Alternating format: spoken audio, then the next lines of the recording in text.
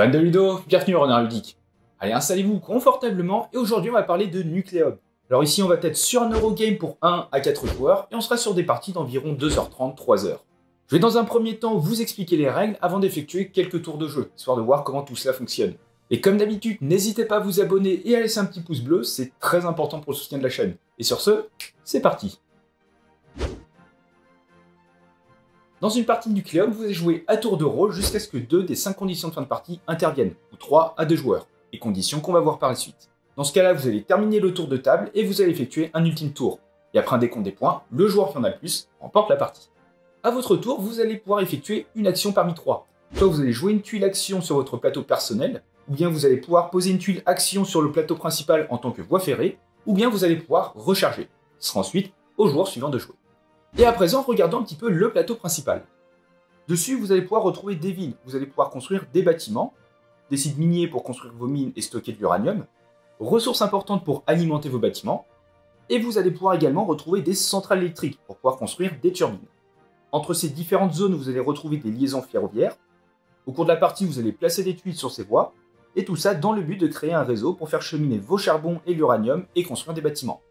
Vous allez donc créer des réseaux qui sont des regroupements d'une ou plusieurs villes adjacentes reliées entre elles. Et vos réseaux sont ceux où vous possédez au moins une tuile voie ferrée ou bâtiment. Passons à présent aux actions que vous allez pouvoir réaliser. Alors tout d'abord, vous pourrez jouer des tuiles actions. Pour cela, vous allez en prendre une de votre réserve que vous allez placer sur l'emplacement le plus à gauche de votre plateau.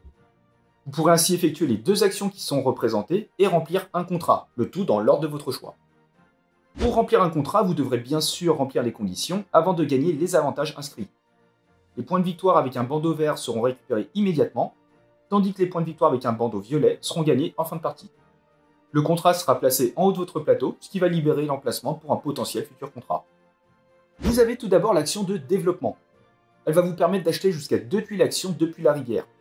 Attention, si vous achetez une deuxième tuile, vous aurez un coût de 2 pièces supplémentaires. Et ces tuiles viendront tout simplement dans votre réserve. Vous allez décaler les tuiles restantes et vous allez compléter la rivière.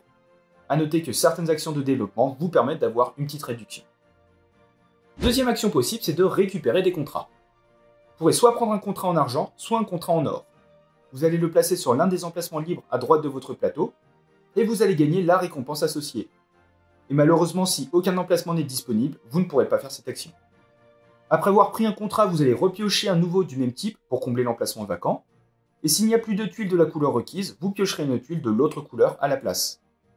Et vous avez également des contrats violets, ils ne pourront jamais être pris au moyen d'une action de contrat. Vous les gagnerez dès que vous remplissez leurs conditions, donc premier arrivé, premier servi. Et on continue avec l'action d'urbanisation qui va vous permettre de construire un bâtiment sur le plateau. Chaque bâtiment est associé à un type avec un symbole. Vous allez choisir l'une des tuiles de votre choix en payant le coût qui est indiqué à gauche de celui-ci, et vous allez placer votre bâtiment sur un site urbain vide dans l'un de vos réseaux. La toute première construction, alors que ce soit un bâtiment, une turbine ou une mine, pourra se faire n'importe où. Si vous construisez sur un site en rouge, vous allez payer 2 pièces supplémentaires. Et à noter que vous devez respecter le type de bâtiment que chaque emplacement peut recevoir. Et si possible, vous devrez d'abord privilégier les emplacements avec un symbole, plutôt que ceux avec 2 symboles. Et vous avez les bâtiments de niveau 4 qui vous permettront de marquer des points en fin de partie. Et le tout en fonction du nombre de bâtiments du même type de votre réseau et qui pourront être également placés sur des emplacements gouvernementaux. Avant-dernière action avec l'industrialisation qui vous permet de construire soit des turbines, soit des mines. Vous allez récupérer l'élément de votre choix en payant le coût indiqué en ouvrier, et vous allez le placer sur un emplacement correspondant vide d'un de vos réseaux. Les turbines seront placées sur les emplacements dans les centrales électriques et elles vous débloqueront une capacité spéciale. Et lorsque vous placez une mine, vous allez gagner autant d'uranium que le nombre de mines que vous avez sur le plateau, y compris celles que vous venez de placer. A noter que certains emplacements vous donneront un bonus d'uranium. Et ces ressources seront placées dans n'importe lesquelles de vos mines. Mais attention, elles ont une capacité max indiquée. Et une fois que vous avez construit le couple mine-turbine, vous allez gagner les récompenses associées. Et dernière action avec l'alimentation qui va vous permettre d'alimenter vos bâtiments construits. Pour cela, vous allez sectionner une centrale électrique du plateau contenant un nucléum, et vous allez transporter du charbon et ou de l'uranium jusqu'à cette centrale. Il faudra donc avoir une route connectée et pas forcément la vôtre. Pour le charbon, vous allez importer n'importe quelle quantité en payant le coût indiqué sur la tuile. Vous allez ensuite retourner les tuiles utilisées, et si elles étaient déjà retournées, vous allez les retirer du plateau. Et pour l'uranium, vous pourrez transporter depuis vos mines connectées à la centrale électrique un uranium, plus 1 pour chaque turbine présente dans le site. Si une turbine appartient à un autre joueur, vous devrez lui payer une pièce. Chaque charbon consommé vous rapportera 1 d'énergie, tandis que l'uranium vous en rapportera 2. À ce total, vous allez rajouter vos éventuels bonus d'énergie, et vous allez comparer cette valeur à celle d'un bâtiment neutre ou un bâtiment que vous possédez déjà. Si le besoin est suffisant, vous allez alors retourner la tuile et ainsi gagner autant de jetons réalisation que le besoin en énergie du bâtiment. Vous aurez également des avantages supplémentaires. De façon générale, vous allez progresser sur l'une des pistes de revenus de votre plateau personnel. Passons à la deuxième action que vous allez pouvoir faire, c'est-à-dire placer une tuile sur une voie ferrée. Pour ça, vous allez choisir une tuile action de votre réserve que vous allez placer sur un emplacement libre avec l'un de vos ouvriers. Vous allez ensuite vérifier si la couleur des extrémités de la tuile correspond à la couleur de la ville ou d'une autre tuile adjacente, et si c'est le cas, vous allez pouvoir réaliser l'action associée. Et si la couleur ne correspond pas, vous ne ferez pas l'action. Vous allez retourner ensuite la tuile en plaçant votre ouvrier, et vous aurez à présent dans votre réseau les 2 tuiles reliées. Dans le cas où vous connectez une tuile à une tuile d'un autre joueur et que les couleurs correspondent, ce joueur pourra effectuer l'action associée à sa tuile après vous. Et lorsqu'une liaison ferroviaire de 2 emplacements ou plus est terminée, donc grâce à la pose de la dernière tuile par un joueur, tous les joueurs ayant un ou plusieurs ouvriers sur cette liaison pourront avancer sur la piste de points de victoire. Et dernière action possible avec la recharge où vous aurez un certain nombre d'étapes à suivre. Vous allez d'abord toucher le revenu de vos 3 pistes, vous allez regarder la valeur la plus élevée qui se trouve à la fois à gauche du marqueur et sous votre dernière tuile action. Vous devrez ensuite placer un marqueur jalon sur la piste. Vous allez compter le nombre de jetons réalisation que vous possédez et vous devrez choisir une case sur la piste égale ou inférieure à votre valeur. Attention, vous ne pourrez placer qu'un seul jeton par palier, c'est-à-dire par bande de couleur. Si vous placez un marqueur dans un segment comportant encore un nucléum, vous pourrez le placer sur une centrale en récupérant le bonus. A noter que si vous n'avez aucun jeton de réalisation, vous placerez votre marqueur sur le 0, perdant ainsi des points de victoire en fin de partie. Chaque fois qu'un emplacement de jalon devient vide, c'est-à-dire que vous êtes le dernier joueur à recharger, vous allez effectuer un décompte jour du roi. Pour cela, le propriétaire du marqueur jalon le plus élevé va gagner 6 points, tandis que le second va marquer 2 points. Et en cas d'égalité, tous les joueurs marquent les points. Une fois ceci fait, vous allez défausser tous vos jetons de réalisation avant de récupérer toutes vos tuiles actions. Et parfois, vous serez amené à gagner de nouvelles technologies grâce à ce symbole. Vous allez choisir l'une de vos technologies associées au rang encore libre que vous avez débloqué. Elles vous donneront des avantages pour le reste de la partie. Vous allez donc enchaîner les tours jusqu'à ce que vous arriviez à 2 ou 3 des 5 conditions de fin de partie. Alors soit la pile de pioche de tuiles action est vide, soit les 2 piles de pioche des contrats argent et or sont vides, tous les joueurs ont collecté 3 fois, au moins un joueur a débloqué ses 8 technologies, ou bien au moins un joueur a atteint les 70 points de victoire. Dès qu'une condition de fin de partie est remplie, le joueur qui a rempli cette condition va retirer le marqueur de condition de fin de partie le plus à gauche, et il va récupérer 3 points de victoire. Et au déclenchement de la fin de partie, vous allez terminer le tour en question et effectuer un dernier tour. À l'issue de ça, si vous avez encore des jetons de réalisation en votre possession, vous pourrez placer un marqueur jalon sur la piste, mais sans déclencher de décompte jour du roi, ni gagner de revenus. Et vous allez ensuite passer au décompte des points. Pour chacun de vos marqueurs jalons sur la piste, vous allez gagner 1 point de victoire, chaque fois que vous remplissez la condition de son segment. Et vous allez le multiplier par le multiplicateur de son palier.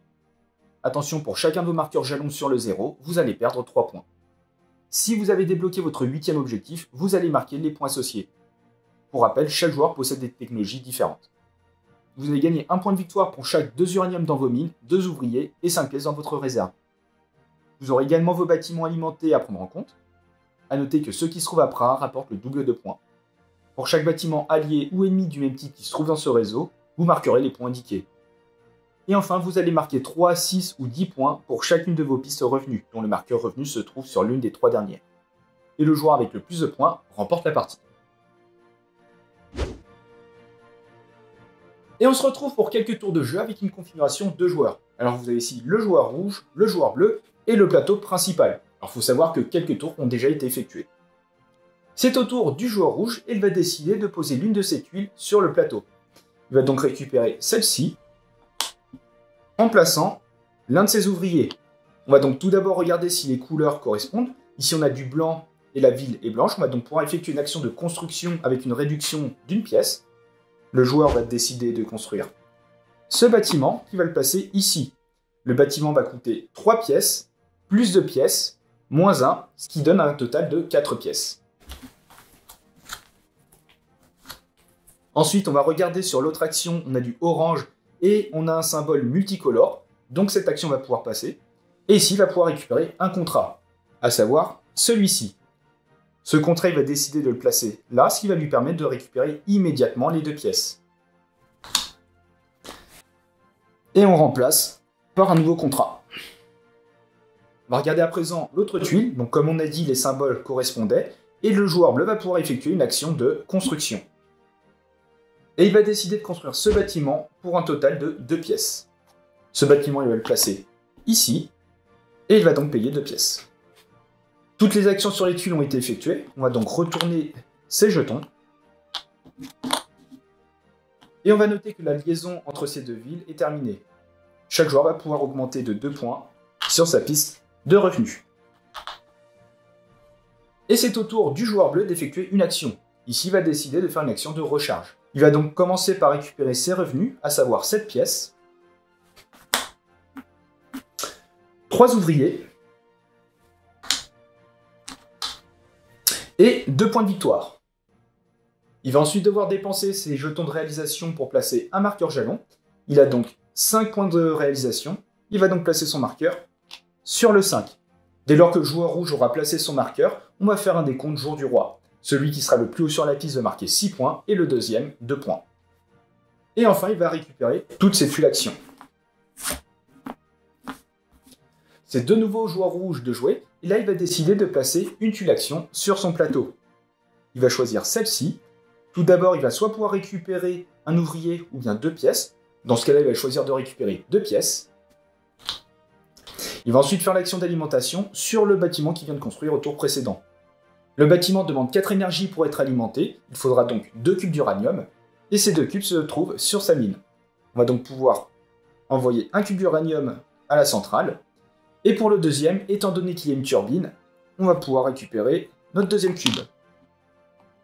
Malheureusement, cette turbine appartient au joueur bleu. On va donc devoir lui payer une pièce.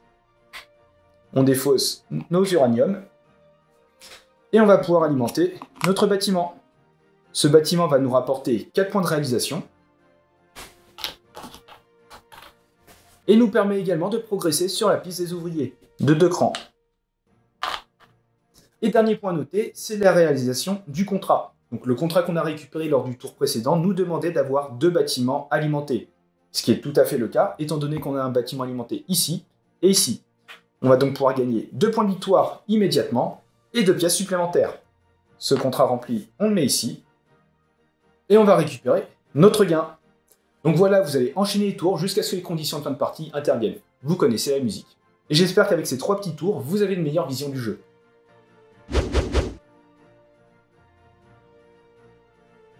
Et voilà, c'est la fin de cette vidéo. Donc désormais, le jeu n'a plus aucun secret pour vous. Si le jeu vous a plu et que vous souhaitez soutenir la chaîne, n'hésitez pas à utiliser le lien qui est en description. Et comme d'habitude, vous pouvez très bien laisser un petit pouce bleu, commenter et vous abonner. Ça nous fait toujours plaisir. Et sur ce, on se retrouve dans une prochaine vidéo. Ciao!